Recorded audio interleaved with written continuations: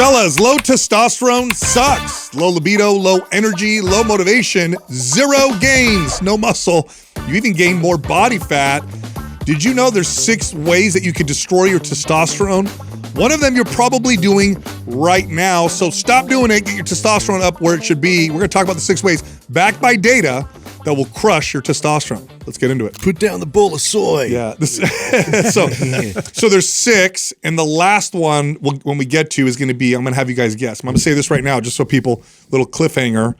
The last one is back. They're all backed by data. The last one's very controversial. So wait until we get there because it's going to blow your mind. Spicy. All right. So let's start out with the first one, which is poor sleep. Getting poor sleep. Arguably the king of all these. I'm going to bring up some data. So I did a little research on all of these. And I knew of these, right? I knew that these ones that I listed, except for number 6, which I would have guessed, but when we get there, it'll blow your mind. I looked up, what does the data actually show? How much testosterone does poor sleep actually affect? So we have partial sleep deprivation and chronic poor sleep. Both of those have an effect on testosterone. So partial sleep deprivation is just restricting sleep to 4 to 5 hours per night for several days. So, 3-4 days of bad sleep. Yep. Okay. 10 to 30%. So 10 to 30% will lower it'll lower your testosterone by that much if you just have like a few days of not great sleep. So you go out, you party with your buddies over in Vegas, and you're going to come back with crappy testosterone. Now, what about in the short term, quick. Sal? Like, I know that when we're like sleep deprived, just that we have like this spike in growth hormone, right? Yeah. Which evolutionary probably to keep us up to find the hunt because we're starving, and that's why we wouldn't be sleeping through the night. We'd be still because we need food. So there's an initial spike in growth hormone. Do we also get an initial spike in testosterone? I don't know if there's an initial. No, I don't think it's growth hormone. I think you see a spike in cortisol. Yeah. Cortisol gives us energy. Oh, I thought we also had a spike in growth hormone. No, growth hormone would come from fasting. So you would be fast. That's my you point. would, but not poor sleep. Okay. Yeah. So poor sleep crushes growth hormone. So poor sleep kills all the anabolic hormones, all the hormones that are pro. Even building. in the short term. Even in the short term. There's not this initial like spike to help. No, you get a spike in cortisol. Yeah. And cortisol is an energy hormone, but it burns everything, right? But I do have a study here that looked at one night of poor sleep would lower by 15%. Just one. Wow, that's yes, just one bad night. So it's a killer. Chronic poor sleep lowers it on close to 50%. Whew. Yeah. So cut your testosterone in half. So obviously the chronic's going to do the most damage because that'll basically, you're going to reset your testosterone at that low amount. That's right. Yeah. And here's the thing with testosterone, it's very reactive. All of our hormones are somewhat reactive. Testosterone is a very reactive to your environment type of hormone. There's studies that show that if a man wins a game, it doesn't matter if it's a football game or chess, that it gets a little spike in testosterone. If he's in a room with other men and there's an attractive woman in the room, there's some studies that show that testosterone will spike a little bit. Yeah. If he loses a game, being competitive, or if he feels defeated, or whatever, you see a drop in testosterone. It's very reactive to your environment. Natural testosterone, at least. If you're on replacement therapy, well, it's always going to be there. But this is just how testosterone works. And testosterone is a very important hormone for both men and women. But we'll just talk about men. When your testosterone is low, you don't just lose muscle mass. Everybody understands that, right? Like you lose muscle. That's true. And strength. That's true. You also lose motivation and drive. Mm-hmm. Think of testosterone as like the dopamine hormone. When it's low, you just don't feel like doing much. Right. You feel tired and weak. Depressed is quite common. Depression is much more common low testosterone. Mm-hmm. It's a terrible feeling. You ask any man who's gone through a bout of low testosterone, and they'll tell you it's not just about the muscle. Yeah. Oh, it's terrible. Oh, no, I'll tell you right now, that was the worst part during that period of time was just the pure lack of drive and motivation towards kind of anything. My productivity around work, my motivation to help clean around the house, to get up and go lift, like it just the drive was not there at all. Really, really tough when you're down in that position to try and get out of it. That's where I do think things like hormone replacement therapy plays such a huge role to help somebody who's in that kind of that spiral down from low testosterone. It's really tough to tell that person to do all the things when they lack that initial drive to even do any of it. And aggression, a lot of people think testosterone is tied to like being aggressive or violent. That's not true. Assertiveness, it would be connected to testosterone. Assertiveness is just kind of standing up for what you believe to be right, or not being a pushover. Not being a pushover. But low testosterone can actually cause aggressive antisocial behavior. Yeah. High testosterone not connected to that. Now, we don't know what crazy levels of testosterone would cause, like what a bodybuilder would use. But when we're talking about healthy levels, even at the upper ranges, it actually is a man that tends to be happier and more calm. When you're more balanced hormonally. Like when you're low testosterone, you're overreactive and more emotional. Yeah. Yep. There's a bit of a misconception around that. In fact, I was just talking to my brother-in-law about that, is that this idea of testosterone causes you to be angry, irritable, aggressive, all this stuff. And then I was like, no. In fact, low testosterone can cause you to be all those things as much. Yeah. Really what it is more testosterone. Having lots of testosterone to me is like having a healthy amount, not abnormal like above. Is like it makes you just more of the person you already are.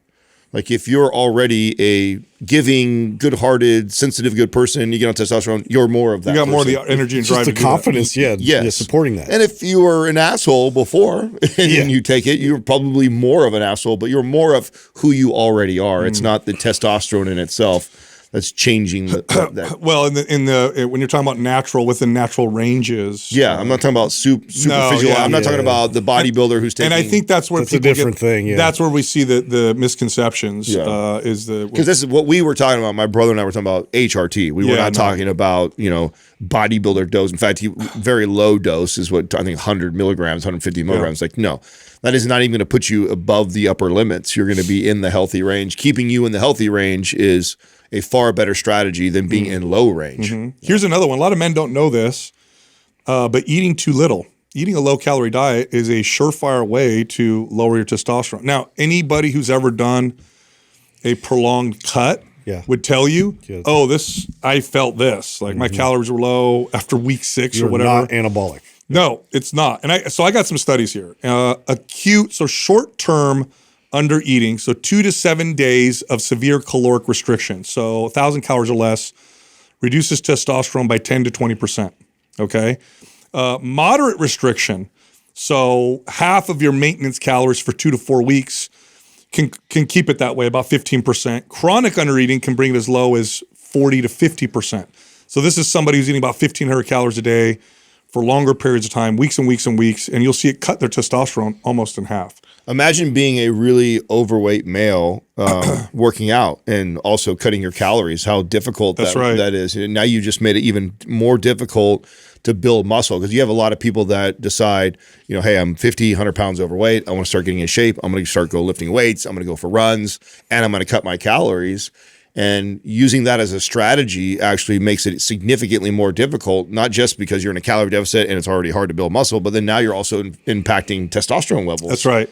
One of the reasons why I would say reverse dieting and getting into a cut properly, meaning you're not in these super low calories, right? You kind of build up your, for lack of a better term, metabolic rate. You build some muscle. You build a nice base.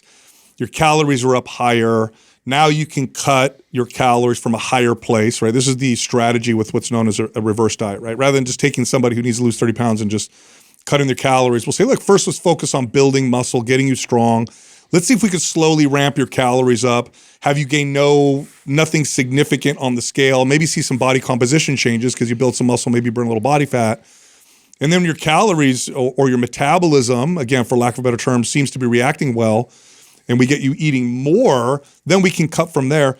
One of the reasons why I think that's so successful, aside from the reasons we typically explain on the podcast, like it's more sustainable, you fall at a caloric place that's easier, you're not eating so low calorie, is because I think it's better for your hormones. Yeah. You're not hammering your testosterone.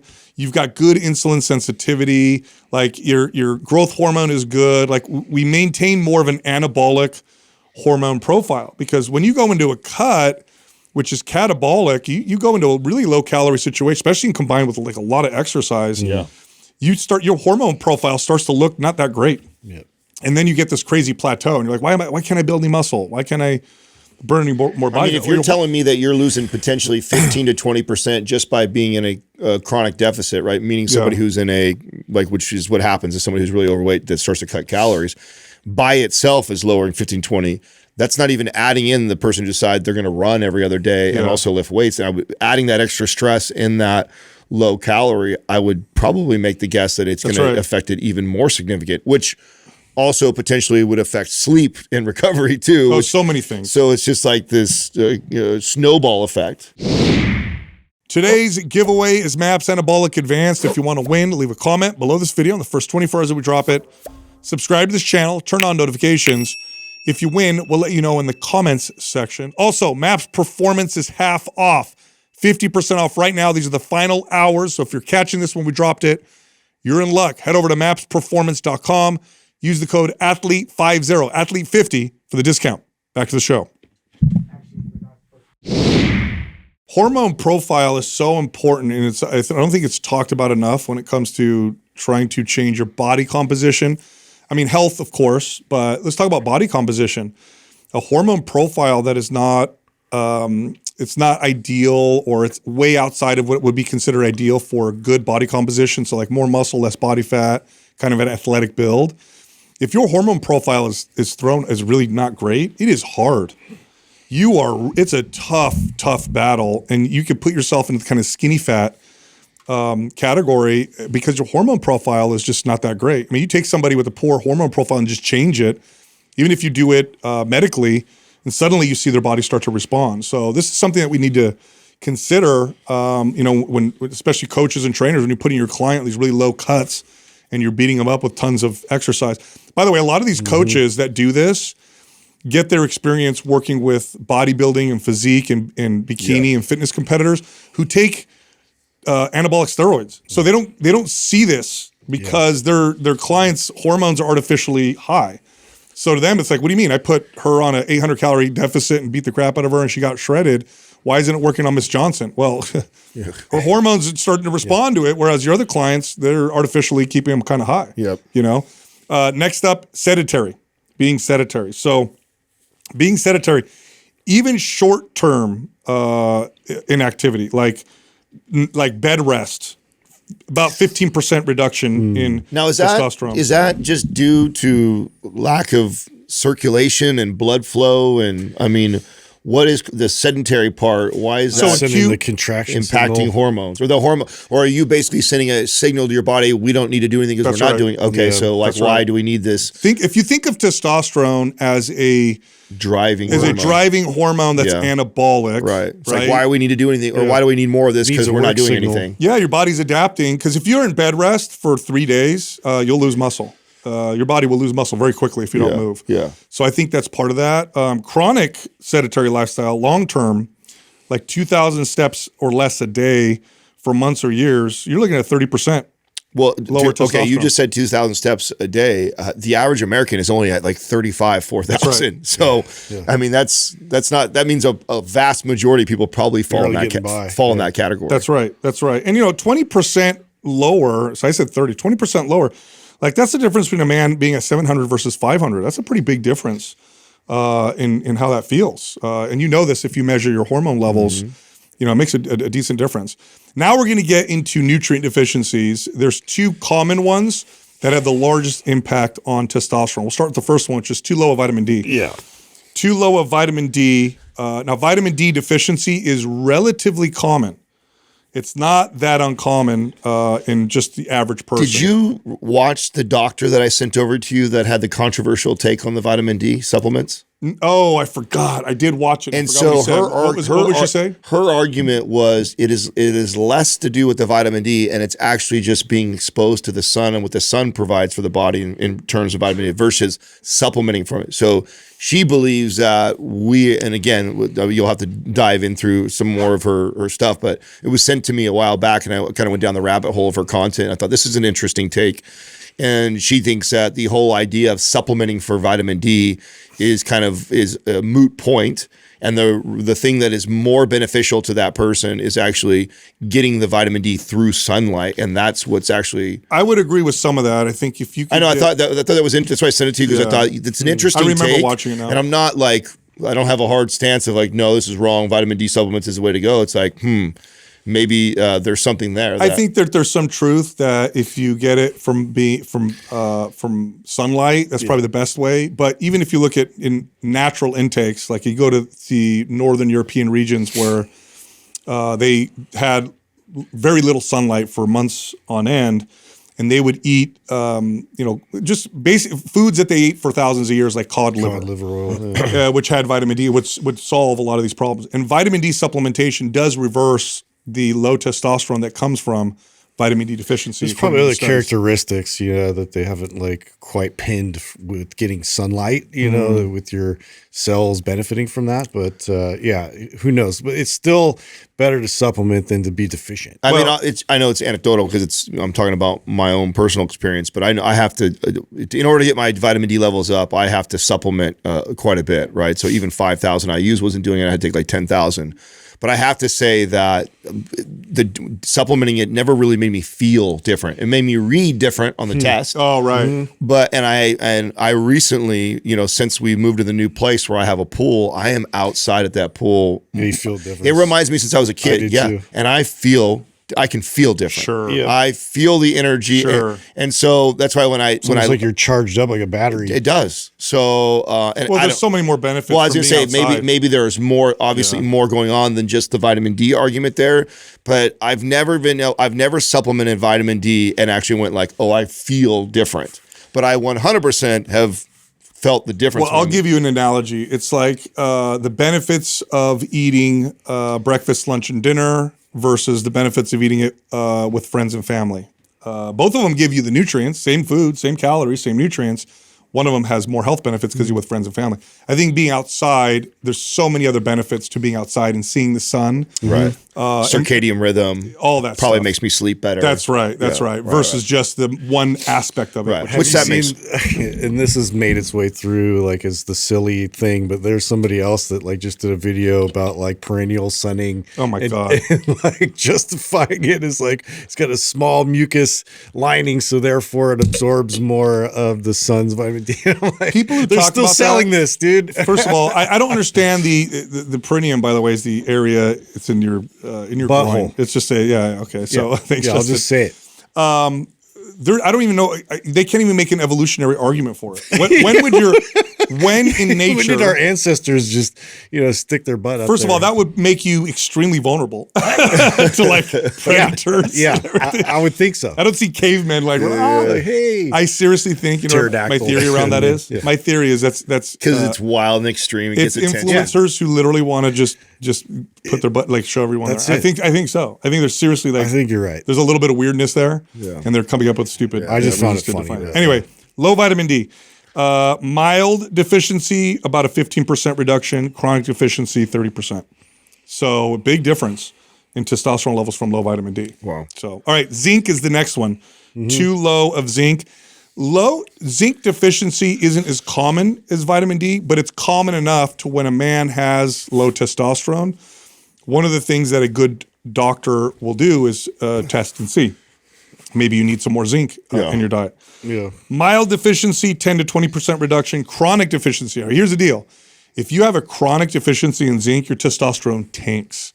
Totally tanks.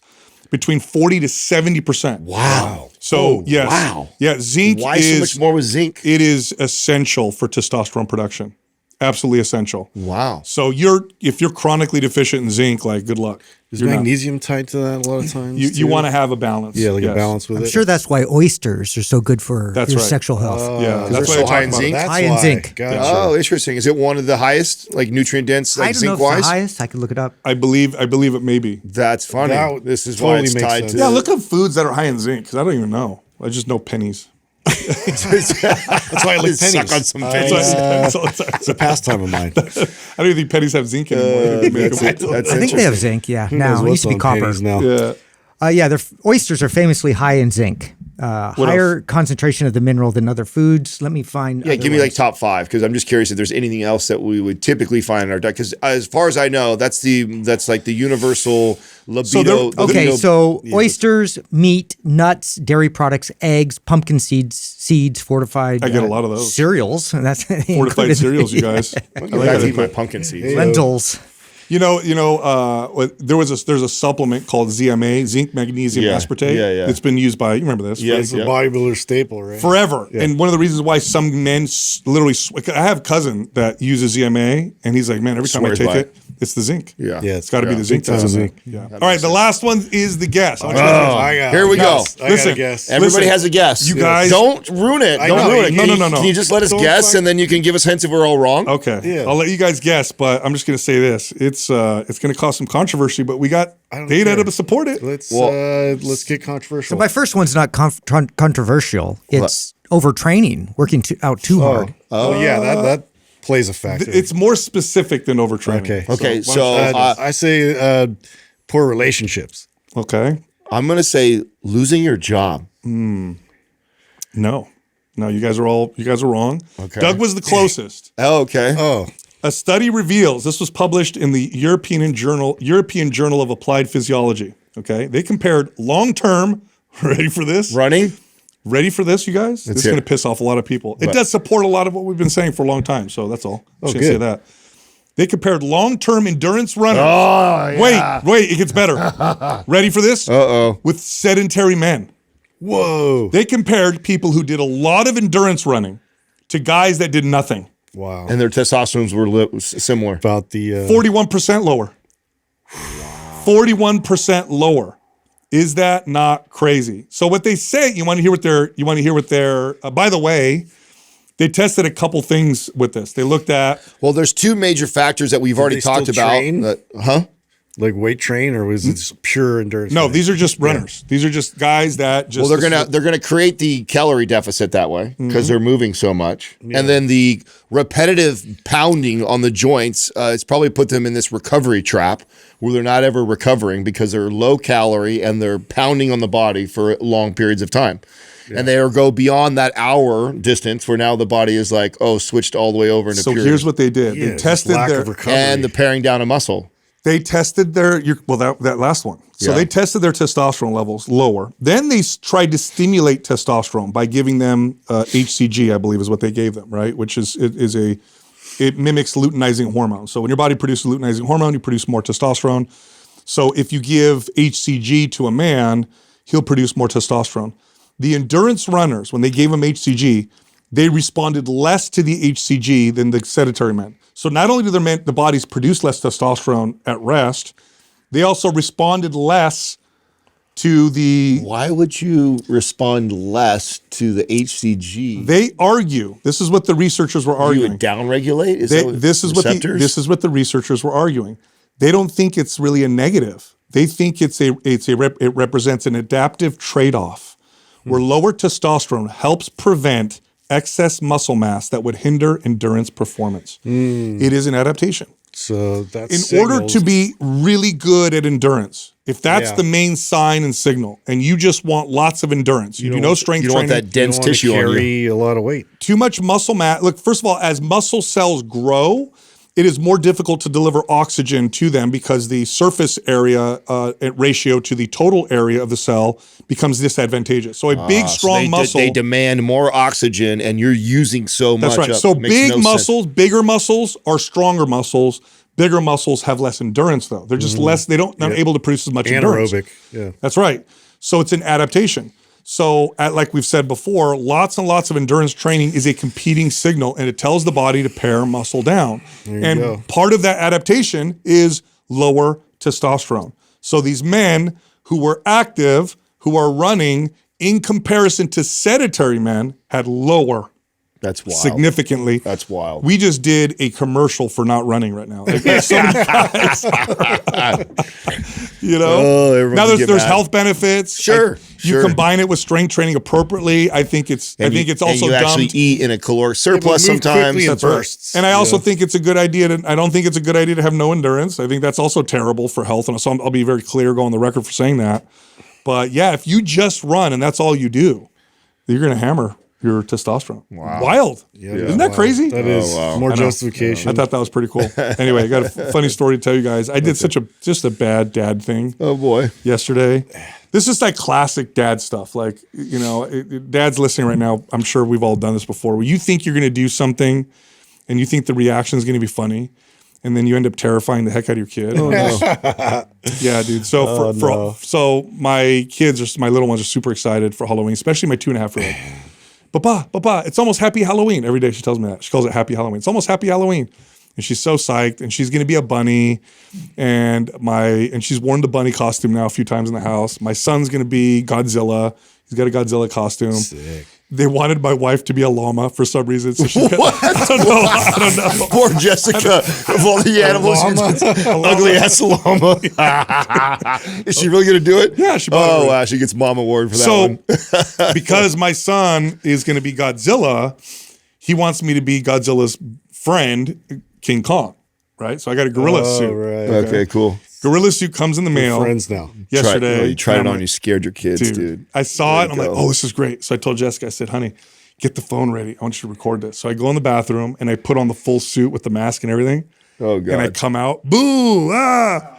My daughter, bro, traumatized her. Oh, my God. And she's just crying. And then I take the mask off, and she's still upset. And then she comes to me, and she's like, Papa, you scared me. That wasn't nice. I'm like, I'm sorry, honey. I don't like your costume. Oh, honey, I'm so sorry. Oh, God. Now you're not going to be able to wear it All once? night, Oh, dude. my She's God. so sad. What a crappy You know, dad. I know I feel so this bad. falls in that category of sarcasm on children. Yeah, don't Just- teach your kids. it doesn't land the same way. For your brain processes, oh, this is funny, playful, but their brains don't process it the same way. And so anything that you think is fun and teasing is not. I mean, what did I think was going to happen? What an idiot. I know. When She's you think 2.5. I mean, looking back now, it's like kind of duh. Aha. I thought she would kind of be like, and then I'd take the mask off, haha. Yeah. But she just she immediately is just terrified. yeah. Ran behind her mom, and I just felt so bad. Oh, God. Well, now let's see what happens if you could even put it on now. Well, I showed Why her, not? and I said, I'm going to put it on in front of you. And I think what I'm going to do is walk around without the mask on, because it's the mask that really scared the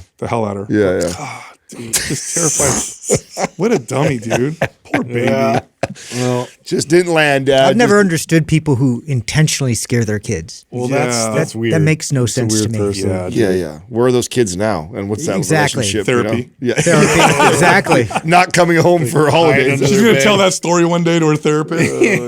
Why don't you like going to the zoo? Oh, my dad one time put on a gorilla outfit. It scared the heck out of I me. mean, it happens. I feel so bad, dude. Anyway, I got a study on plastic exposure. Uh-oh. This is an interesting one. So this was in Science Daily.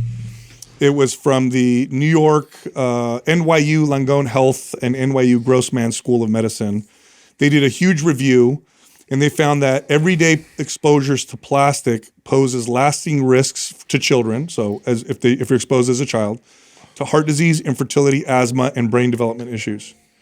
So these chemicals found in packaging, cosmetics, and household items can disrupt hormones, ignite chronic inflammation, and lower IQ. Wow. Yeah. So these are all just the plastics are exposed to. You know what I was thinking about this? Because I'm like, well, we're pretty good in our house with plastics and this and that. Toys. Toys. And I'm wondering now, You're going to take all your kids' toys? So pervasive. It's Make everywhere. wood toys? just plastic. You should do that. Wood toys? Yeah, all wood toys. We actually buy a lot of wood toys. Do you? Yeah, we do. But they also have Then plastic. they have the paint all over it. Yeah. Oh yeah, the metal So ones all I don't know. had. I don't know if lead the paint. Yeah, I don't know about the paint all over wood is better than the plastic. And I'm wondering, my daughter loves stuffed animals. I wonder how many if those stuffed animals, if they're like synthetic. Sure, materials and stuff? Yeah, because what they stuff them with, I'm sure, is Yeah. like plastic. I mean, there's derivatives. got to Just gonna give be 'em sticks. there's got to be a hierarchy of things that really make the biggest difference. One, I've got to think the way you cook and the kids are eating is Of course. far greater than the toys they're playing with. I would think also The water bottles, the hair stuff and everything that you put on The shampoos, and stuff on their skins, because it's a huge organ that could absorb. I think if you're checking probably those big boxes, I imagine you're okay.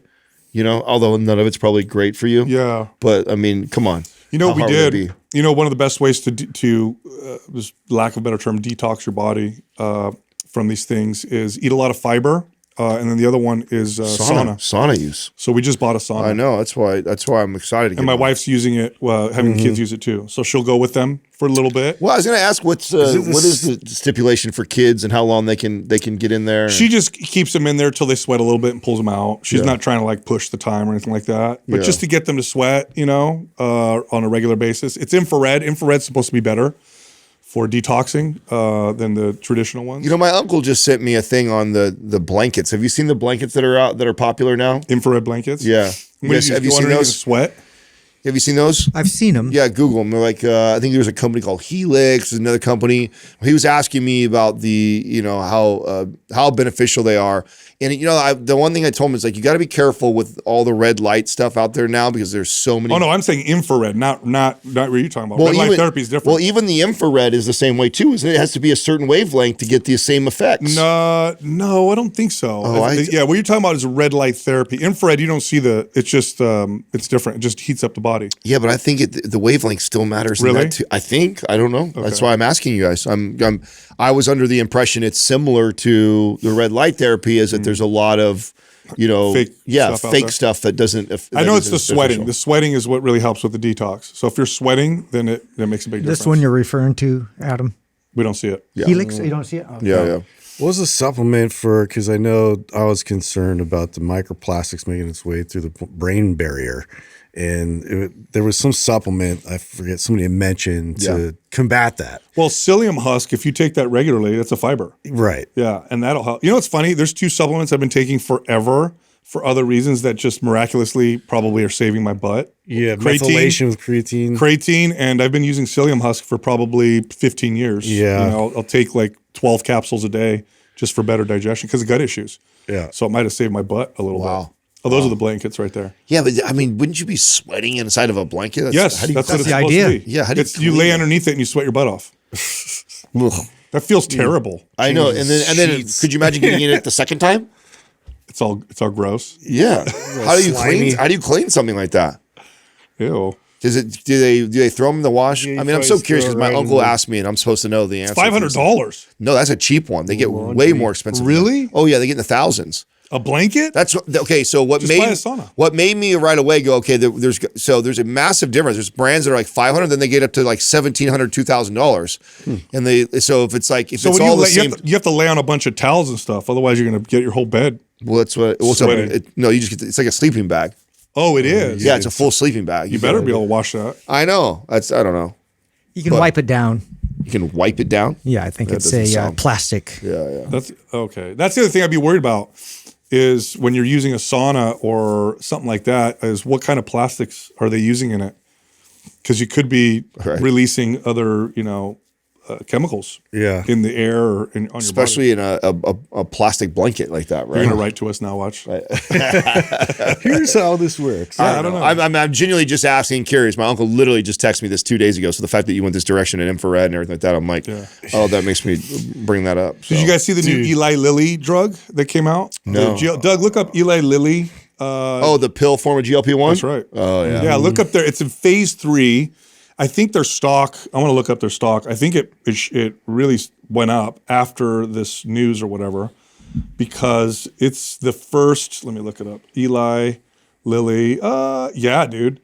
The news came out and it went up considerably, like 30%, like maybe. Did you 20%. buy before? I know you were talking about. I didn't. Oh, you didn't? No, I didn't. But they have, look up their obesity, their new obesity drug that's coming out. And see what that looks like. Did you find it? What does that say? Orforglipron. All of Pill these are such form terrible is- I know, names. jeez. Orforglipron. I can't even say that. Yeah. Or for glipron. Orforglipron. Yeah, something like that. Rolls right off the You tongue. snurgeblurg. Yes. What does it say? So it's a Doug? once-a-day pill. And does it say what it's showing in terms of weight loss and all that stuff? Oh yeah, there you go. Scroll down. Phase 3 trials. The highest dose produced average weight loss of 12% after 72 weeks. That's not bad. It's not nearly as strong as the injectable versions, which are average about 20 to 25%. But it's not injectable. But delivery, this It's a is pill. huge for mass, Yeah.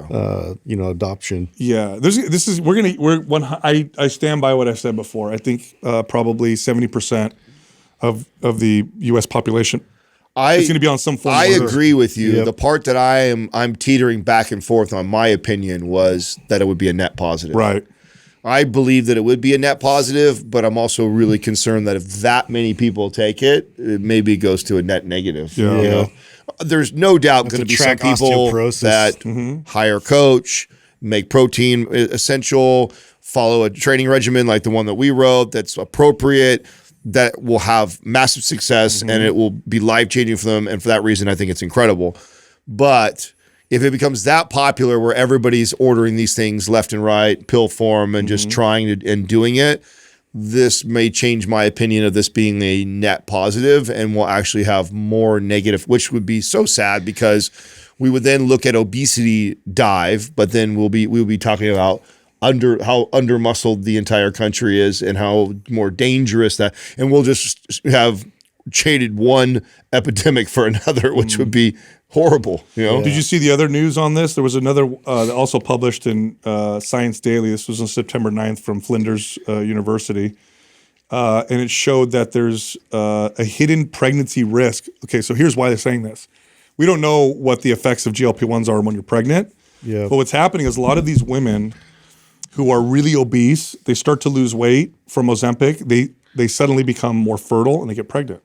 And this is happening more Well, that's and more. kind of like that's not weird or strange. No, but then they're on Ozempic and they're on it and they don't know that they're pregnant for the first however many weeks. And so they're like, they're recommending that women are on contraceptive or actively not trying to get pregnant while they're on Ozempic because they don't know what the effects would be on a developing baby. But yeah, there's a lot of women that are like suddenly like, oh my God, I'm pregnant. Yeah. You know, I missed the smoother transition to talk about the thing I had written down was when you were talking about running. Did you see that the world record was just set for the single mile pushing a stroller? Pushing Push a stroller. Yeah, yeah. Does a baby have to missed be in a that. stroller? Yeah, no, a real baby is in the stroller and a dude just set the record for 4 minutes and 23. Oh my God. Yeah, dude. In a mile? A mile in 4 minutes, and I want to say 30 seconds. Doug can fact check me.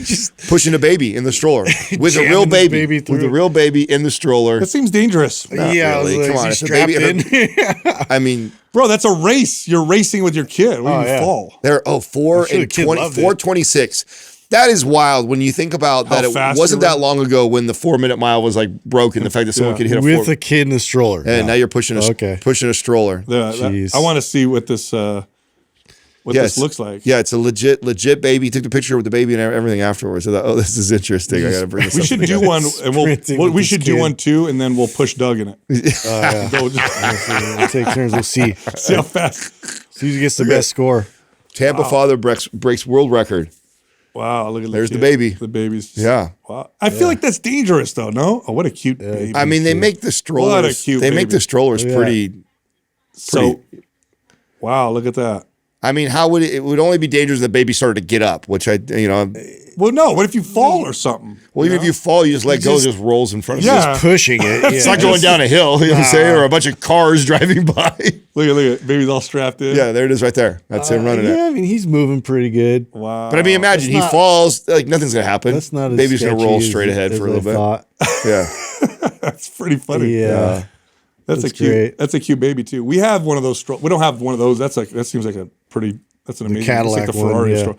You know, We have- Lamborghini and they make and Rolls Royce make strollers. No, they don't. Yes, they Oh do. my Look God, up, of course look they do. up, look up Rolls Royce stroller, and Bentley makes one. Rolls Royce They have makes their one. own umbrellas too, right? I don't know if You know what Ferrari that's does. for? Can I tell you what those strollers Yeah. are for? It's like when I'm not in my car, how are people going to know How do they know? that I'm? I have a scarf. That's but like it wearing doesn't the, cover it. that's like wearing the gear too. That's Yeah. like wearing the hat. I and want all the people stuff to like know that. I have an awesome car when I'm not in the car too. How do I do that? Yeah, but then you get the people don't even have the car wearing the gear. Well, that's you're the, like that's the confused. funnier part, I think. Right? You got Oh my God, that's a gorgeous stroller. I know it is. It's actually sick. And Wow. you can imagine if you see the craftsmanship in a Rolls Royce is in a league its own. ridiculous. Dude, So a stroller. How much does it I mean, I'm cost? not gonna lie. I would love to have that, but I would That never looks do that. AI made. Well, it's though. got- that can't be real. It's got Yeah, rims. Yeah. Look it up. It's like $5,000 or something like that, crazy. maybe more. I can't remember what I saw it one time. I thought, oh, that's crazy. It's sick though. Wow. Tell me that's not sick. No way. That is Again, They that's say 100,000.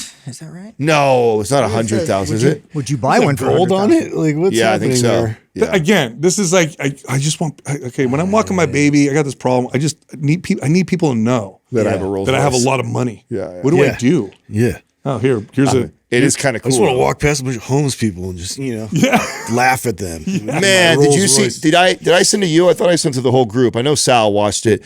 Did you watch that guy? yeah. I think his name. I think his MD. I want to give him a shout out too because MD Motivator. I think love what he's on doing. Instagram. Yeah, dude, you got me crying, bro. He finds these homeless people. Like crowdsourcing, like really positive things. I mean, and I guess to me, we don't talk enough. We talk so much about the negativity of social media and how toxic and bad it is. It's just, and I'm trying to curate my own feed more with stuff like this, And so it's just cool to see somebody with that big of a platform who's going around, not only, because what I don't like, because there's also a trend of going and, handing money out. Look what I'm doing. Yeah, look what I'm doing to get likes and attention. Yeah. Then there's somebody like this. He does it, and then he gets a GoFundMe to help. And I mean, he got The one you sent me was He the goes woman, over and beyond though. It's oh, like bro, crazy. he got a woman and two kids, homeless, living on the street.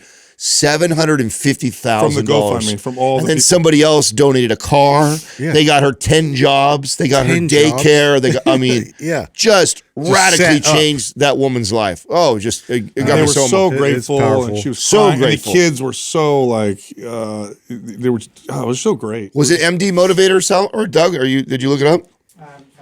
You Okay. sent it to me. I could find it. Yeah. I want to give him a shout out on the page. Not like he needs any more people following. He's got a ton, but I mean, it's still any love we can give. I mean, it got me. I donated Yeah, money. so 'cause I was Zachary Daranowski. Is that MD his- Motivator? that's MD his name. Motivator, Yeah. right? So MD Motivator on Instagram. If you haven't watched some of his story, at all times it looks like he's got 2 or 3 crowdsourcing things going on. And from what I saw, I've only been paying attention for a while. He's hit every goal he sets. And he's That's so awesome. Yeah, sick. and the goal is based off of the person's needs and Yeah. how he can help and support. I just think that's He gets rid of all the red tape and just is like direct. Yeah, Dude, I got so cool. I got to tell you guys about a negative for one of our partners, Element. Oh, Yeah, dude. So the negative? Well, it's a personal one, right? So I'm at home. It's over the weekend, so not here. And I'm like, my wife's like tired. She's not feeling good. And I'm like, are you drinking any? She's dehydrated. I can tell. I'm like, are you drinking any water? No. I'm like, drink some water. She's like, no, we ran out of Element. I'm like, honey, you got to be able to drink water that's not flavored. That's the only way she'll drink it. She doesn't drink. She only if it's got some kind of flavor in it, and so it's Element. So it's got no calories in it and all that. She loves it, but I'm like, babe, you got to learn how to drink water too. Did you see that? She literally doesn't drink water. They just had a new release. I don't know if we're allowed to talk about it, but I'm going to. I had to go anyways. buy some at the store. That's crazy. They have the half the can size now, and then they have 2 new flavors that I saw. I saw a lemonade flavor, and I saw Pineapple. a pineapple flavor. looks I good. can't wait to try the pineapple. pineapple flavor. Interesting. Yeah, pineapple sounds. I think she drinks like 3 or 4 a day.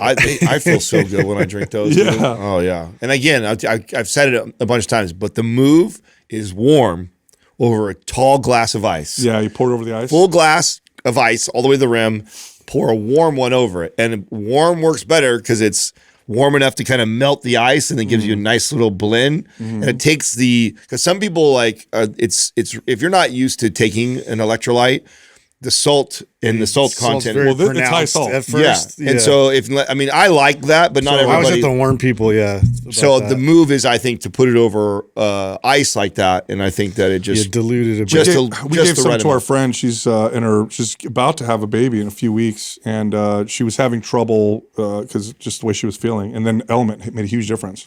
Katrina used it when she was breastfeeding. Yep, it had same made a with big Jessica. difference. Yeah, with milk production. Yeah, huge difference. Oh, no, that's- that's Dude, awesome. I ran across this article from Forbes, and it was talking about all the billionaires that have died this year. Oh, I saw you share that. 31. I was just astonished by that because There's not first a of lot of all, there's billionaires. not a lot of billionaires, right? Like, I mean, there can't be. I mean, you could probably count in the maybe hundreds. I would assume. That's a good question. I don't know how many, but it just seems like a small population of people to begin with. We do have a lot more billionaires than we used to now. Well, now, yeah. I believe COVID made a bunch. Yeah. I believe. I think. You know how big the wealth transfer was? Oh, Yeah, it's- well, that was the it's large- so many small crazy. businesses. That was the largest wealth Crazy. transfer in history happened during COVID. So, which think you went that direction. So curious to what everybody thinks is going. You saw the Fed. Did you see the Fed did drop lower rates? Yep. Again? They came out also and said they're going to lower 2 more times by end of year. Wow. Oh, wow. So now we're not going to see. I don't think we're going to see 3.5 interest rates like we did before. In fact, a lot of the economists came out and said like we would have to go into a massive recession for them to do that again. But they'll also and that's how they'll keep us from going. This is why I believe in the next 2-3 years we're going to see another run again. Is because I don't think they're going to let. What did it say? Here's the billionaires that died. Yeah, there's 31, and the average age was 85. Okay. Okay. So they're old. What? How many billionaires are in the world? Yeah. I want to see that. You guys want to guess? Do you think it's over 1,000? Yes. Yeah. If I had to guess, At I this would. point, under to your point 5,000? of like digitally, 3,400 is my guess. You probably already know. I don't know. I don't. I You swear looked to this up God. yesterday. I swear to God. I just saw Justin. No, I don't even know. I could be way off. I'm just. I guessing. would say guessing. I think it's under 5,000. So I would agree. How many? 3,028. You knew it. I swear to God, I didn't know the answer. Come on, guy. I'm sure. I'm sure. Adam can name them all. It found its way there somewhere. I mean, yeah. you're in my content wheelhouse here, so Yeah, I yeah, definitely probably have read it before, and it was What? it was higher than I thought. I thought like you, I thought there was less billionaires, and then I remember Yeah, seeing it going like, yeah. oh, there's a lot more than I Doug, thought. what are the That's odds? still 31 out of like 3,000. That's It's 10%. crazy. Let's see Is if that we 10%? can- Is that right? Is that right? Is that 1%? of the world? 1%. 1%. So yeah. 1%. So of them hold died. on. So if you could squat Sure. 400 over 400 pounds, it's more rare to squat over 400 pounds than to become a billionaire. Is that correct? Compare the two. How many? No, there's more people that can squat over 400 pounds. Then billionaires? I think so. Well, is there more? Yeah, than over 3,000 people. 3,000 people? Yeah, definitely. You think so? Yeah. Yeah. All right. So, Definitely. think that I was a mean, bust. so America has 614 billionaires. 614. China has 388. Okay. Wow. It's crazy in some countries, it's like 30. That's the You know. most. Yeah. That's wild. So it's China and the U.S. have the most billionaires. Who's third? Looks like third the is UK. 107 right there. What is that, UK? Germany. Is that Germany? Germany? Germany, yeah. Yeah, Germany with 107. Wow. Doug, Oh wait, no, Asia. Oh, Asia altogether is 799. Yeah, altogether. Yeah. Because You India's think 102. UAE would have a lot of those? Oh yeah, where's UAE? I can't see it. I'm looking. I can't see it here either. Yeah. That's a good point, Doug. I would actually think there would be a lot more over there. They probably Only have a lot 4 according to Oil this. They money. probably have a dude. lot of Right down here, but- centimillionaires. Yeah. Do they even report, a lot of these like oil gajillionaires? I don't know. I think if I'm not mistaken, I think if the New Deal wasn't there supposed to be some new deal that was going to happen with Tesla that it would give. I think Elon his wealth would exceed $1 trillion. He's already over $1 trillion. He's Yes, not a trillionaire. yes, yes, he is. Elon and Bezos are over $1 trillion. No, they're not. Yes, they are. Look, No way. yes, they're. I don't think anybody's a trillionaire. No, yes, sir. Yes, sir. Pretty sure New that. Apple crossed. Pretty that a sure couple years ago. both of them company, are. but I'm talking about Company. a person. According to this, 480 billion. For There you go, Elon. Bezos is 243 billion. Yeah, told you. Nobody's been a trillionaire yet. I could have sworn Well, he was on that we paper. know of. the unreported. I mean, a lot of ones. that, by the way, too, is like, it's interesting. It's not money. It's not. It's Of course not. it's valued at. Yeah. Which that can be and by the way, I mean he's still got Uber's amount of revenue, but there's a huge difference. This was I remember telling you guys how fascinated I was being around the startup world and the way people talk about money. It's like, oh yeah, our company's valued at 170 million, and it's like, But they're not making any money. yeah, but you cash flow only this much. just And it's just started, like, well, I mean, but I was not aware of that, and so I'm less impressed with those inflated numbers than finding out what somebody actually cash flows Sure. or Yeah. like. They what- actually have it in the bank. Yeah. There's a big difference. What's crazy, it's interesting when you look at markets and how fast they move these days and change. And I was thinking about just our space, right? Fitness, nutrition. I remember it wasn't that long ago that just organic, for example, was hard to find. You guys remember that? When anything Yeah. organic, you had to You go. used to go to a special grocery Farmer store market. where Yeah, every that's where I grocery went, store yeah. has it now. Now Costco, it's like a major segment in every grocery Yeah. store. Even in Walmart. they Yeah, have it, grass-fed meat is another one. Grass-fed meat used to be the standard. Then it became, everything was, with grain, and it was hard to find grass-fed meat. Now grass-fed meat is such a big market. Like ButcherBox, since we started working them, has exploded. Oh, I mean, they've exploded so much that there's other people, the competitors market with to them. 'Cause it used to be like they were it. There wasn't a lot of people that were even doing that were shipping like countrywide, like where now you're seeing competitors pop up left and right. I mean, obviously the market's speaking up. You know, that's what people want. I noticed now the big thing to ask though is like, is the stuff really true grass fed? Because it's become so popular in the market, then you're going to have all the grifters too that find loopholes to get grass fed certified just in that window. Yeah, So ButcherBox does a really good. Well, yeah, job. they're grass fed, grass finished. They go and they really make sure the people they work with are legit, and you could tell. You get a tri-tip from ButcherBox, you get a tri-tip from the store. It doesn't. Yeah, and these look the regenerative same. type farms. And I eat. the how much move. beef do you guys eat on a daily basis? Would you say? Because you guys are all eating a lot of beef. 2 Pound? 3 pounds. Me too. Same Yeah. thing.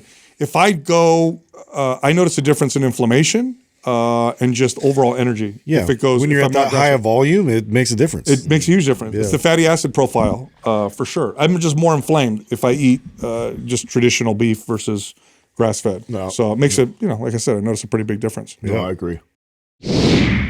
Luminos by Entera has skincare products powered by peptides. These are high amounts of these peptides like GHKCU. In fact, GHKCU has incredible effects on the skin, and you won't find this concentration anywhere else. Only Luminos by Entera has it. Go check them out. Go to enteraskincare.com/MPM. That's ENTERA skincare.com/MPM. Use the code MPM, get 10% off. Back to the show.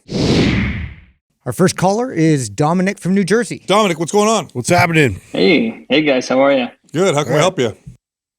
Yeah, big fan. Thanks for having me on. So wanted to pick your brain a little bit about helping people that are new to fitness and a fitness routine with the growing pains of grip strength, being the limiting factor when they're doing different exercises like squats and hinges and things like that. Okay, so this question's about grip strength. Grip strength, yes. I've tried, currently I have in my programs different carry variations. I have one of the grip testing machines so they could track progression as they go. Just wanted to see if you guys had any suggestions on how to help develop grip strength a little bit. How long have you been How long have you been focusing on grip strength?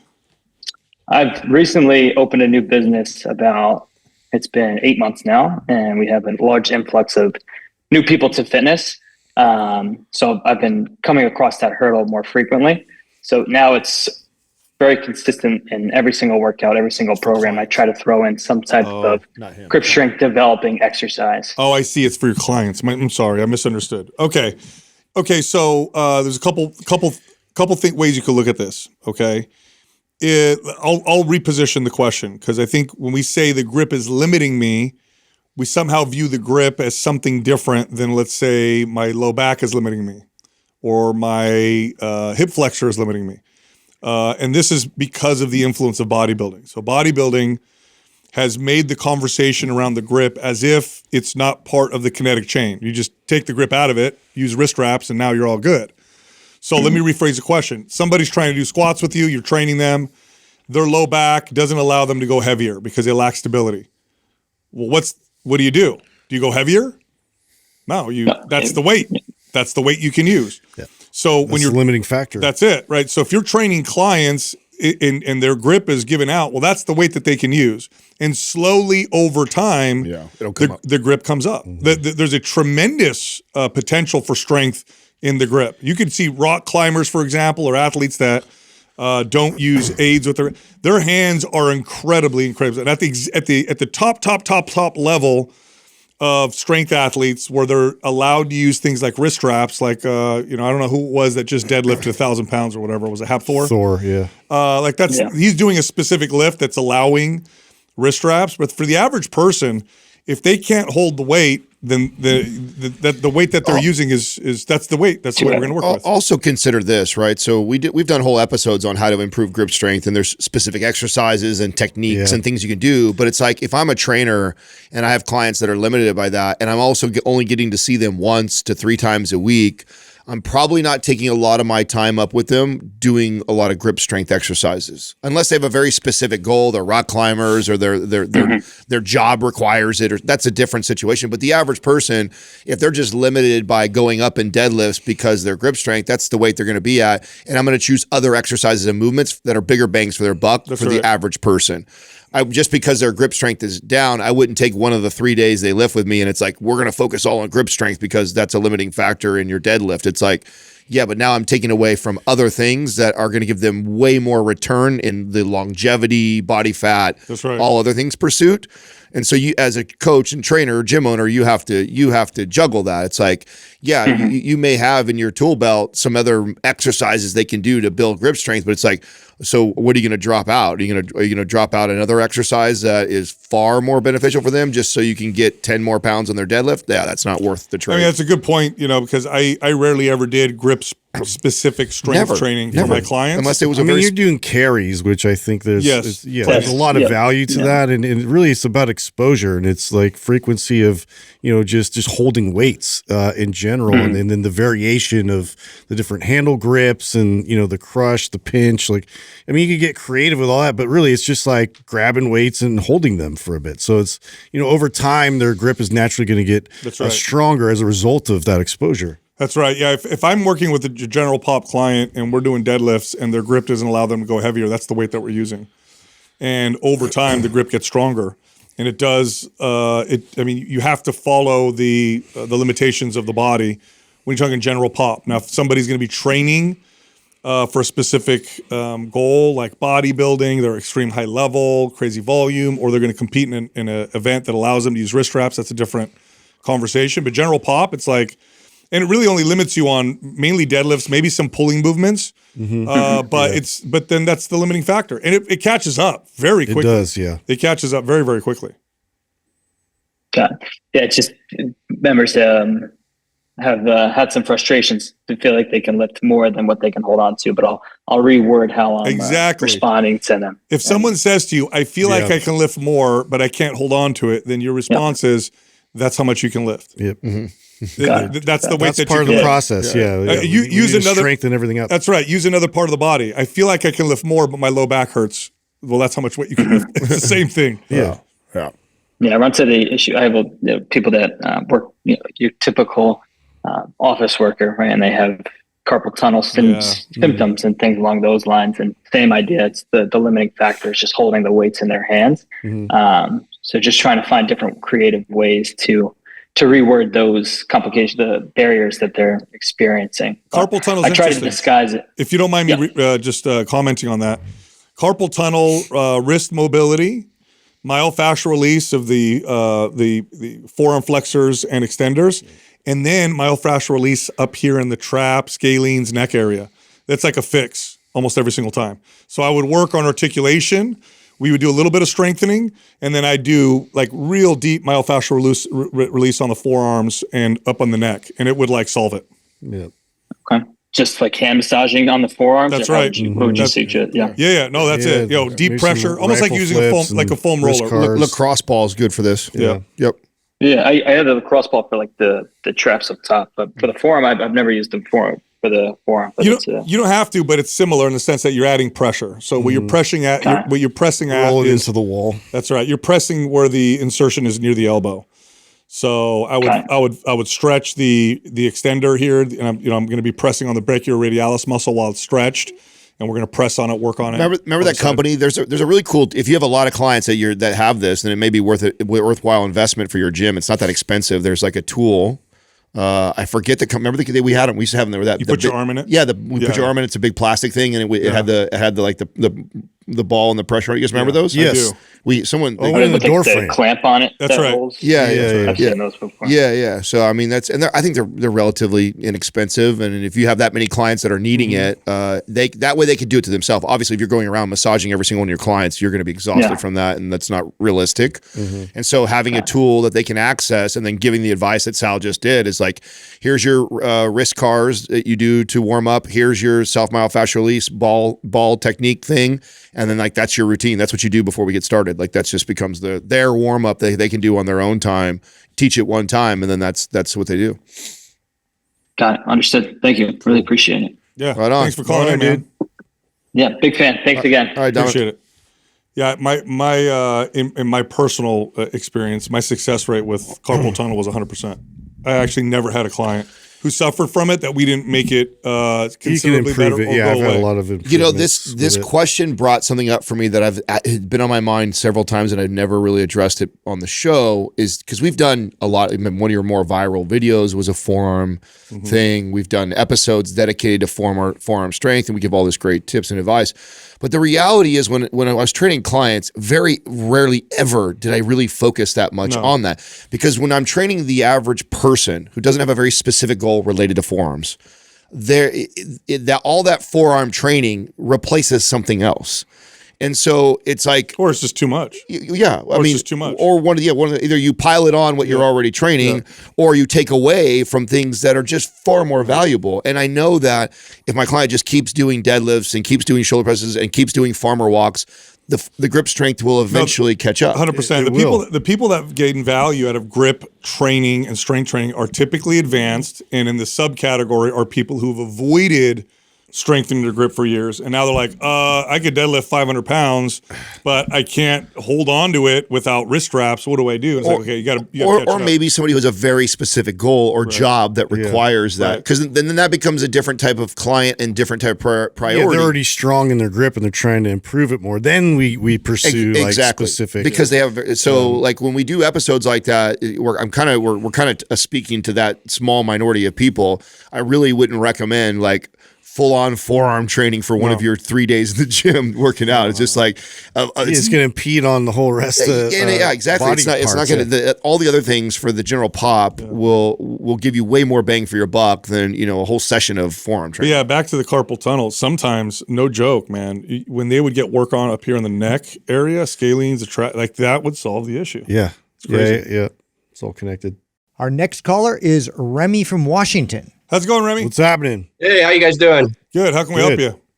Oh, basically, well, first, like everyone else, love your guys' content. I've gotten a lot of good info from it and passed it on to other people, and also passed your podcast on to other people. Sweet. Thanks. Basically, I've been working out for about 15 years, 5 to 6 days a week. Always do the bodybuilder bro split. Starting to get bored doing it. So I was hoping you guys could point me in the direction of something that would challenge me and still be fun for me to do. I'm 5'7", about 185, about 10% body fat. I'm a tile contractor, so I am lifting consistently throughout the day as well. So, yeah, that's about it for me. I was just hoping I could get. How open to doing something really unique, right? Because normally if you're into the bodybuilding split, you're very much so into focusing on aesthetics. We messed up with somebody with this before. All right, yeah. We don't want to stray too far away. How far Justin's away so from what funny. you used to? I was thinking the exact same thing. I was like, I know what I want to say right away, but let me make sure I don't go too Let me far. preface this. Yeah. How far away from what you're used to are you willing to go? Well, I just went to a CrossFit class to try that, so pretty far. Whoa. Yeah. Okay. Yeah. Well, yeah. I mean, there's two places we hard, could go. right? I'm thinking either Maps Strong or Maps Old-timey. Old Time. Old timey would be cool. Old Time's very different. You're going to be following a routine like the bodybuilders of the turn of the century. So Those are the two that I was kind of thinking about just without a program at first. I've been looking at powerlifting stuff, so those two I think would kind of fit where I'm thinking. Yeah. Well, powerlifting's very specific, and I mean, if you like powerlifting, that's great. Powerlift, yeah. If you like squat, deadlift, and bench, if you've never really focused on getting those weights up, And it'd be a great still program. get a lot of aesthetic benefit too. That's for that. right. So Yeah, I like powerlift. Maybe we go to That's a happy medium. perfect world. We go powerlift, and then if you enjoy that and have fun with that, then move to strong or old time. That would be the nice next 6 months for you of training. Okay. and I'm on a those are bulk real right niche. now. Oh yeah, bulk on powerlift right now would be Yeah, amazing. we'll send it to you. We'll send powerlift to you right now. Okay. Follow that on your bulk, and then Then purchase strong. yeah, either strong or old timey, either one of those two. Both, and then if you're really down, go Those run are all rad three of those in a follow-ups. row like that. Those would be a beautiful powerlift, strong, old timey. Yep. Two. You're gonna look jacked. You're gonna You'll be be a strong, beast. and you're gonna feel amazing, especially after old timey. Okay. Yeah, Thank you for that. Can I ask two more quick questions? Let's hear it. Yeah. I'm on TRT right now through a clinic, and they have me prescribed anastrozole, and I take 0.5 milligram a week. I've kind of read things about that being not as good for you, and you shouldn't be on it consistently. Yeah, I mean that's a question. That's a question for your doctor. But I can tell you what some of our doctor friends have told us, and what they've said is unless you have side effects of too much estrogen from your TRT, that you stay off of it. So, so unless you're noticing side effects, is what they would say. So just so you know, I struggled with this a lot because I was really sensitive to gynecomastia. And I had to take it for a really long time. What got it under control, and I haven't taken it now in I think a year and a half, almost 2 years, and I was taking it on a semi-regular basis. You stopped watching Hallmark movies? Yeah, I stopped doing that. Really, it was just the right schedule of dosing was what it was. Like, admittedly, I was inconsistent with my shots and time and everything, and it made a world of a difference to be like, and mine ended up being every 5 days, and first thing in the morning at the same time. When I really disciplined myself to get really consistent with that, it started to level that out really nicely for me. So that I'm pretty consistent. I do 100 milligrams Tuesday morning and Friday morning. Okay. So I'm pretty consistent with it. Yeah. When I went to the clinic and got on it, they just put me on an anastrozole. You had no side effects? None. Get off that they shit. Just were like, wait, tell your doctor first. Yeah. We're not doctors. I can't tell you that. Yeah. If I was you, I would get off of that. Yeah. That's what hypothetically. I would say. So, let me say it better. If it was me, I would drop it for the reasons you have concerns for. If you notice side effects, then talk to them about it.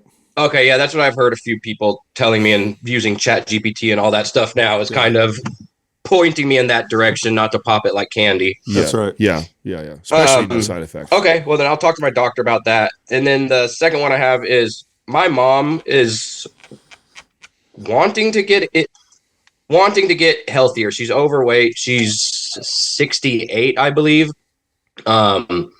I've had her come to the gym with me a few times and like just focused on like big compound lifts. Just even right now I was practicing with her, just getting range of motion on body weight squats, and she has to like hold on to a wall to do them. That's good.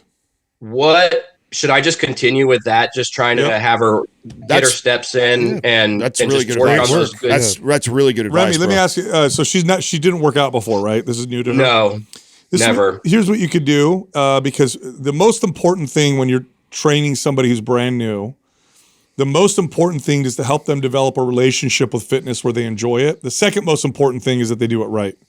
Okay. But the relationship part is first. So what I would recommend is that you go to your mom's house and you take her through 3 or 4 exercises twice a week. I'm going to have Doug also give him Map Starter. There you go. Give him Map Starter and pull from there. There's great movements for her to incorporate, and not to cut Sal off like I did, but that's the perfect advice, is take from that program a couple exercises. And you can do them at home. You just a pair of dumbbells and a physio ball. Yes, and it's less about following the routine to a T. It's like introducing a few of those to her. If you get her walking more, that's it. Doing body weight squats, doing a couple of those exercises consistently during the week, you're winning, bro. And then you wait for her to tell you, I want to do more. I feel good. Yes. And then you add a little more.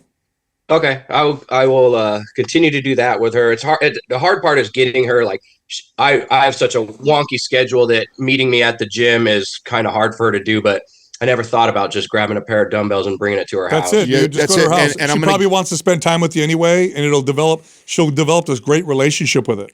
And I'm giving you a Map Starter, so when you're not available, she could watch the videos. Mm-hmm. There's a follow along routine on there. She could literally put it up on her TV and follow it along in her living room. Okay. Yeah. Thanks for that. To clarify, I should start with power lift, then do strong, then old timey, or is there? Yep. No, that's a good order. That's a perfect order. Yep. Okay, cool. Yes. Well, I think that's all of my questions. I'll talk to my doctor about the anastrozole and kind of go from there. All right, man. Awesome, dude. Thanks for calling in. All right, cool. All right, Remy. All right, thank you guys. Yep. Yeah, I had to stop you there. I know. Doctor advice. I know. You never know. dude. No. You're right. I'm just glad you checked that because that's just my knee jerk reaction. Like, no, bro, get off that What are you shit. doing? Sorry. There's something you could have I know, not it's be like, telling well, us. I know, I That's know. hard because it's like you're talking to a friend. You know? I mean, all, generally speaking, we're not doctors, but generally speaking, that medication has some pretty nasty potential long-term effects, and so unless it's needed for side effects, Yeah. most A few of our forward-thinking doctor friends doctors, have told us. I had side effects. So it's funny. I went down the same rabbit hole of like because it can crush I your started, estrogen, I started which is Googling bad. all the bad side effects from it. I'm like, oh my God. And then I remember talking to one of the doctors like, yeah, if you really should limit it or not take it if you don't need it. And I'm like, well, I kind of need it and so I really worked on getting my dosing right. Yeah.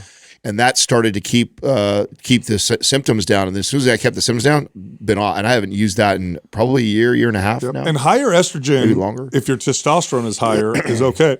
It's the ratio. There's a ratio that's important. It can get out of hand, but what you don't want to do is crush estrogen. That'll kill you. That'll feel like dog crap. You can have high testosterone, no estrogen, and feel like you have no testosterone. Our next caller is Joe from Utah. Joe, what's up? Hey, man. What's up, Joe? Hey guys, thanks for having me. Yeah. Give us the update. Yeah, let's see update. Awesome. So about a year and a half ago, I called in after breaking up with an online coach. He had me down about 2,300 calories. And you guys suggested MAPS, anabolic, and a reverse diet. And so I ran with that, and I'd love your feedback. Just what went well, what I did wrong, I guess, and what I could do better moving forward. Okay. So condensed version of the last year and a half. Finished anabolic. Ended up gaining 10 pounds of dropping body fat slightly down to 19%. Added about 5 to 7 pounds of muscle from an in-body scan. Some of that's probably lost from the coach or gained back from working with the coach.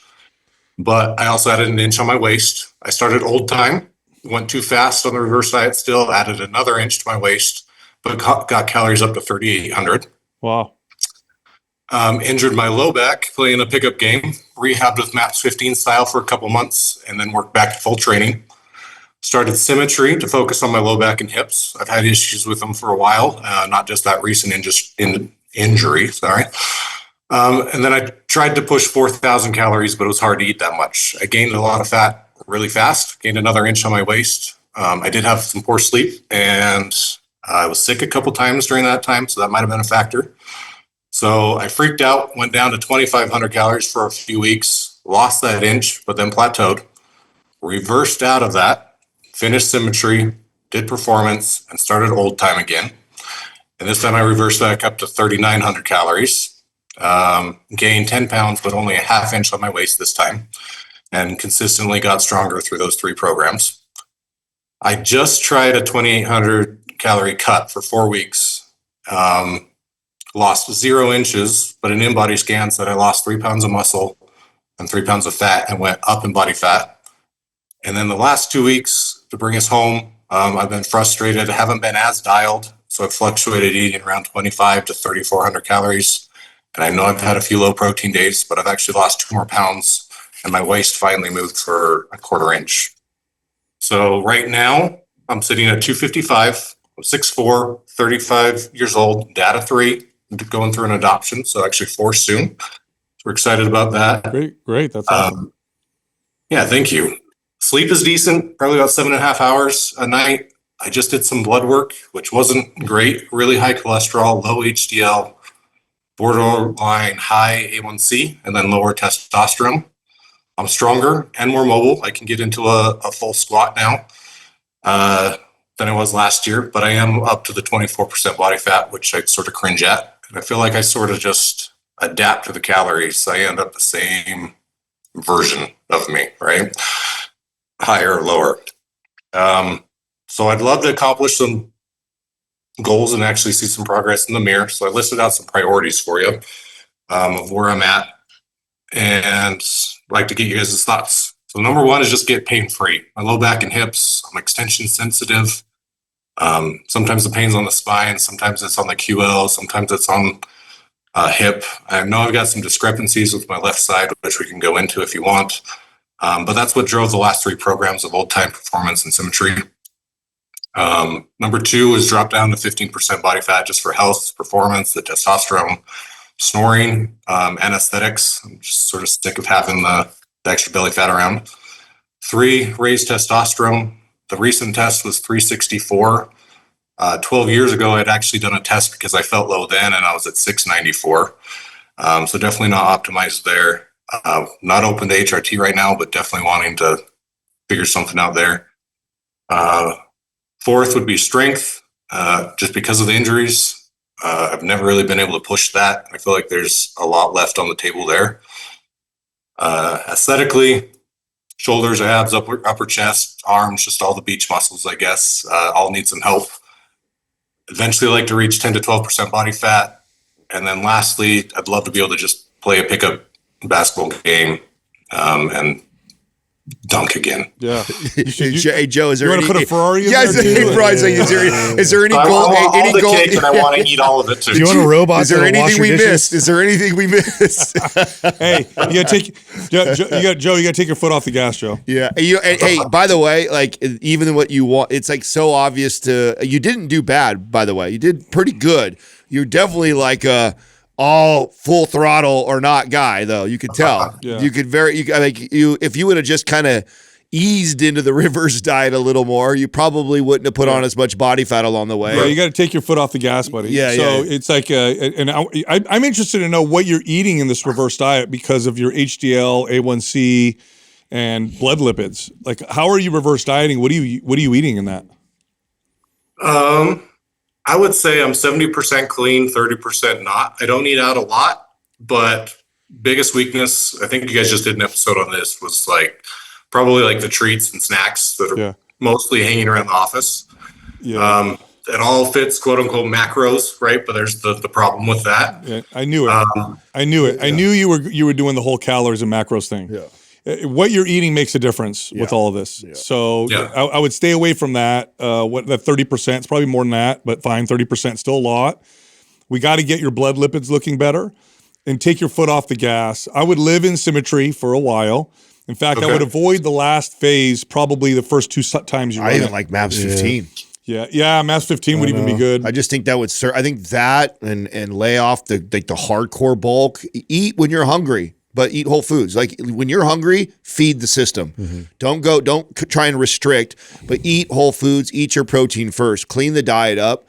And I think if you just fed yourself when you were hungry and make sure you hit your protein intake, eat as much as you want, so long as it's whole foods. Prep all that for work, yeah. And you train MAPS 15, you're going to get a lot of those goals. Then we can focus on the basketball and Spartan stuff after we kind of get all this other shit in check. Yeah, that's the lowest one on the list. Okay. Well, look, okay, you got 3 kids too. You're about to adopt. That's a big deal. Another What do you do for work? What's that? What do you do for work? Desk job. Okay, and you work a lot of hours?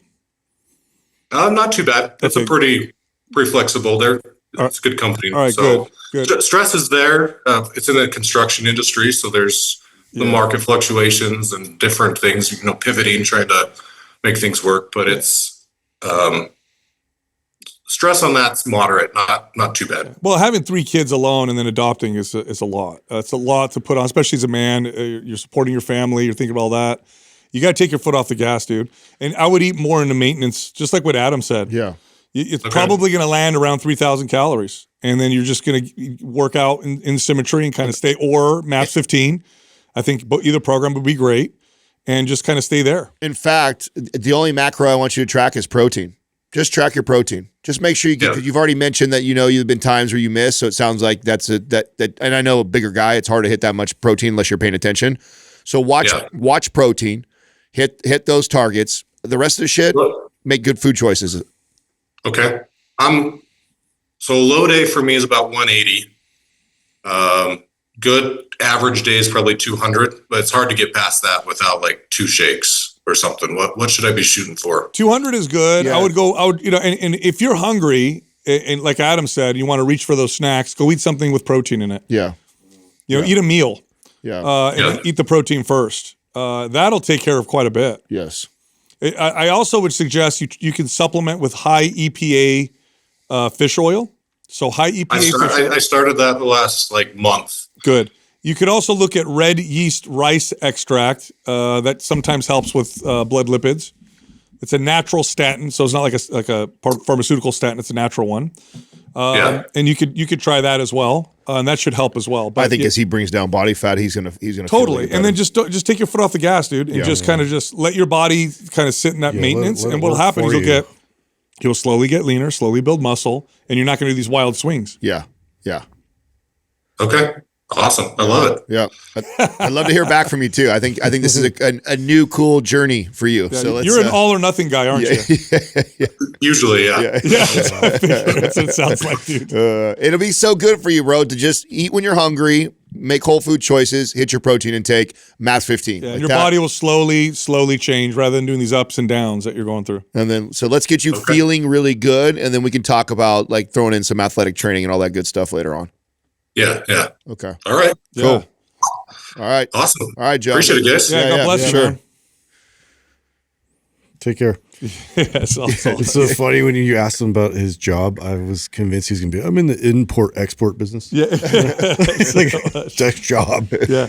There's a lot. It's just you could tell with his reverse, his cut, his this and that. Yeah. It's like extreme. Oh, wait. Oh, he goes all And by the way, in. 70% clean, 30% not clean. That's a lot. That's a lot of not clean. That's a lot of Yes. not clean. If he's being That adds accurate. up. Yeah, Typically, it's more. If someone says 30, it's more like 40. Yeah. And the whole like I'm gonna make it fit my macros. Like that doesn't work that way. Yeah, well, yeah, it seems this is a classic. I'm guilty of this, and think a lot of people have like I'm on the bulk, so this excuses all the other stuff where it's like you know what, we don't. And then need it to goes be- too far. Yeah, let's get away from this macro chasing bulk stuff. Like eat when you're hungry, bro. Eat the protein first. Try and eat really clean and good, and watch what happens. And I didn't think, even ask him the age of his kids, but you have 3 little kids. That's a lot to manage. That's a lot to manage. And then you're adding adoption. Adoption is a big deal. There's a lot there. yeah. Our next caller is David from Australia. David, what's going on? Hey, David. How you going, gentlemen? How are you? Good. How can we Come help on, you? man. Awesome. Thanks for having me on. I'm a long-time listener. I appreciate the opportunity. Awesome. So I'll jump in straight into, I got a long question. I'll jump in straight into the context of the injury part and we'll get going. So I'm 26 now, but this has all started at the age of 21 after a few years of intense powerlifting, particularly bench pressing and heavy upper body work. I made great progress, but eventually developed serious dysfunction on my left side mainly. It feels like the entire left shoulder complex, neck, traps, lats, pec, my rhomboids are all knotted up and stretched and tight. It feels like everything's locked down and depressed. So basically, it just feels like my left side's unresponsive. My right side too. There's right pain that shoots in my shoulders, both sides, but my left side's really the main side that there's really like a loss of feeling and a lot of muscle atrophy. So recently, I've started David Gray's Upper Body Basics program with the big focus on breathing, protraction, serratus, anterior work. So at the moment, some recent context, I've stopped doing that program. Why? Because I finally got my stuff together and I did Prime Pro and I found the terminal push-up. Now, call it 3-4 years of pain and dysfunction. I did 2 reps of the terminal push-up and the rest of the day I could move my neck. All of a sudden my upper body could sit, my shoulders could retract, my neck could be free. It was unbelievable. Cut like years of pain, 2 reps. And I was in a rush. I trained in the mornings. So I did a quick 2 reps, quick jump in the shower after a workout. And then I went to work and I noticed the whole rest of the day and I was sweet. So that's some recent context. What else? What do we have? Yeah, 3 days changed my whole day. And then I noticed in the scap push-up, it's the deep retracted position where I'm shaky, I'm nervy, I feel all kinds of happenings and firings and things happening. So, and then when I get up, it's all of a sudden just like almost like I've got a pump and my shoulders can sit back right. So I don't know if that's some extra context for you guys to actually see and pinpoint what it is, but it's definitely nerve related. Mm-hmm. There's definitely some impingement going on. The fact that you saw immediate relief is huge. Yeah. That is a great sign. That is a great sign. So what you're going to do now? Here's the temptation, David. The temptation is going to be get right back to your old stuff. I'm feeling good. I'm going to get back into the heavy stuff. Yeah. Don't do it yet. Yeah. You need to live in Prime Pro for months. Mm-hmm. This has been years, and that becomes your staple warm up. Like even when you do start to ease back into some more traditional stuff, like that's how you start your Prime lifting ahead of time with it. every day. Every day, those are your movements. Yeah, what your routine would look like if you were my client is I would have you do Prime Pro movements for shoulder, scapular, thoracic mobility. So you could, all those regions. Practice the movements, find the ones that feel best for you, do them under control, good technique. If one hurts you more, don't do that one. Focus on the ones that help you. And I would do that 3 times a day for 10, 15 minutes. And then once a week, you can go lift, but it's literally pick exercises that don't bother you, that are safe, and it's going to be moderate intensity. Probably more stuff like seated row, face pulls, things like that. Just things that you feel safe supported, doing. And just stay there for a while, like for 3-4 months. If everything feels good after that, slowly ease yourself back into traditional strength training, but use the Prime Pro movements as your warm-ups before your workouts. Okay. That's what I wanted to sort of get a picture about. So I live in Prime Pro, so a few months. So that's a bullet to bite and an ego kill, but it's got to be done. No, man, it's not, because but look how you're felt. making progress. Yeah. Look how good you felt. Bro, dude. having chronic 100%. pain, I don't need to tell you this, but you had chronic pain for years. It suddenly goes away. That's got to feel like a miracle. Yeah. Unbelievable. Yeah. It's unbelievable. So you got the answer. And we can fix this. Yep. So if I ever work with a client that's got pain, and in one session they have significant pain relief, I know we can fix it. Like I know right away. Like, That's exciting. Yes, this is exciting. Now we just need reps. That's right. So just live in there. Like I said, 3 times a day. 3 times a day, you do these movements and just move through them. And if you continue to notice improvement, keep going. You could do like 1 day a week of strength training, super safe. Do that for 3-4 months before even trying to ease back into traditional. And am I looking for, obviously right now it's a disaster. I mean, I'm doing 2 reps and shaking and so obviously I'm looking for controlled, I get to 10, 12 reps. You're waking everything up. You're waking a bunch of stuff up that's been dormant for a long time. That's why you're like Take your time with it too. And nice and slow and feel your way through it. Right. And remember, it's correctional. Okay. So correctional, it needs to be done with intention and you need to feel it, but it's not so intense that it moves out of correctional. Because what'll happen is if you push too hard, like you're doing a workout, your default patterns are going to kick in and then you're going to cause problems. So think of the movements as practicing the movements and just getting better at them. So what you'll notice is 2 reps, right now you're shaky. Eventually 2 reps is going to feel smooth. That's how you know you can add a 3rd rep. Does that make sense? Yeah. Beautiful. Okay. And then, I guess I'm answering my own question. I'll get back to, it's going to take a few months, feel a bit stronger, more stable, and then getting back into training is pretty much corrective work, really, but strength training terms. Yeah, and I would always start the workout forever with what you're learning right now about that's how you should always prime. And then things like prone cobra, seated row, those become staple movements. You're an example too of somebody who, like, we talk about doing like the big lifts first, right? Doing squats or bench press, these big movements first. I would do those movements always first in my routine with you. We'd always do those Prime Pro movements. We'd always do prone cobra. We'd always do seated row. That would be the beginning of your lifting before I go into something like a bench press. And easier, you just need to hardwire these new movement patterns. Yeah, and you just ease your way into it in a few months. You just go to the gym, you work out a little bit, go easier than you think, wait, see how you feel. That feels great. Do it again. Do that for a couple weeks. Okay, I think I can go a little harder, and just ease you. And before you know it, you'll be back. Before you know it. Yeah. Oh, I can't wait. It's been a couple of years too long. Yeah. So my current routine, I'm assuming I'm playing basketball, so pretty much live in Prime Pro and basketball is okay a couple times a week. What do you think? As long as basketball is not causing problems. Yeah. Yeah. Okay. Yep. Okay. There you go. Well, I mean, that's its own list of problems of years of ankle rolls and things like that. Yeah, that's right. I gotta live with some 90s and some ankle stuff too, for sure. Yeah. No, that's good, dude. This is good. It's such good news. I'm telling you, like, as you were talking, I was a little bit like, this is going to be difficult. But then when you said, I did 2 reps and I noticed significant pain relief. So good. That's like I said, if I have a client that happens, I'm like, we got this. We got this. Yeah, no, it blew my mind. I did 2 reps. I got up from the floor and I could breathe. I said, wow, this is unbelievable. And okay. Easy, man. Pretty straightforward. Maybe I just need to I needed to hear it from some pros and get slapped around a little bit and get on track. Yeah, let's do it, dude. Right on, dude. I'd love to hear back from you in a couple months. Let us know how you're doing. I will appreciate it. How many Aussies? I haven't noticed that many Aussies on the show. We got quite a few. Oh, we get a few. we get a lot of people from That's Australia. probably the It's third largest audience, right? But What time is it there right now? U.S., Canada, then Australia, I think. Is that right, Doug? 4:48 Yeah, in the morning. And 4:48. UK. Yeah. Oh, good. Well, Yeah. Sorry. thanks for waking up early. Yeah. Yeah. Or not going to sleep. I'm just getting warmed up for some prime prep. This is when I go and work out before I go to work. Go eat your Vegemite post-workout sandwich.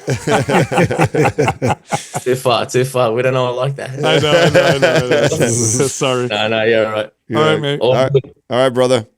I appreciate it. Thank you. Enjoy your day. Thank you. It's so funny. While he was talking, I'm like, oh, this is a nerve issue. The nerve issues can be very difficult. But I've had clients like this where they've had these chronic pain for 5 years, and then we do 1-2 movements, and they're like, This is why we and it's like, this is a fix. This is why we teach our trainers so much around this is what a good assessment looks like. You take a client like that, right? You show them that. And you showed him, if you were a trainer assessing that guy who's been struggling with pain for 2 to 3 years, couldn't move his neck, all this stuff, and you took him through that movement. He's hiring you. Yeah. For 100%. sure, he's hiring you. Yep. Like, I don't care what kind of financial situation, he is finding a way because you would blow his mind. And that used to happen all the time with clients, especially since so many people deal with nerve and chronic pain, and mobility movements are that amazing, which is also is what makes me so annoyed by the other side of our space that is always shitting on that stuff. It's like, dude, I can't tell you how many times I've had a client like that I've given a movement or two for, and they're like, oh my God, That's right. I can move my shoulder and That's right. it doesn't hurt. It's not clicking. It's No, like, I mean, and this is just, I know you guys feel the same way. I'm sure you've had the same experience. The majority of the times, that people came with pain, it was chronic, majority of the time we could significantly improve solve it. Yeah. Significant. It's a majority of the clients. So it's actually more rare. It was far more rare to have that client where it was like, okay. where you get dumbfounded. Every once in a while you get stumped. Every once in a while you get stumped and you're like, man, I don't know. I don't know. And so, but that was rare. That was rare. Look, if you like the show, come find us on Instagram. We'll see you at Mind Pump Media. All right, I know you liked that episode. If you did, check this one out. Shredded, ripped, defined, single-digit body fat. Yes. You want to get there? Let's talk about it. Difficult. And is it worth it? That's a follow-up question. Yeah, first off, we got to say that, okay, so single-digit body fat, obviously, body fat percentages that can be represented by one digit, like 3%, 5%, 6%, 9%. That's ripped for men. For women, add 10%. Yeah, exactly. You go up about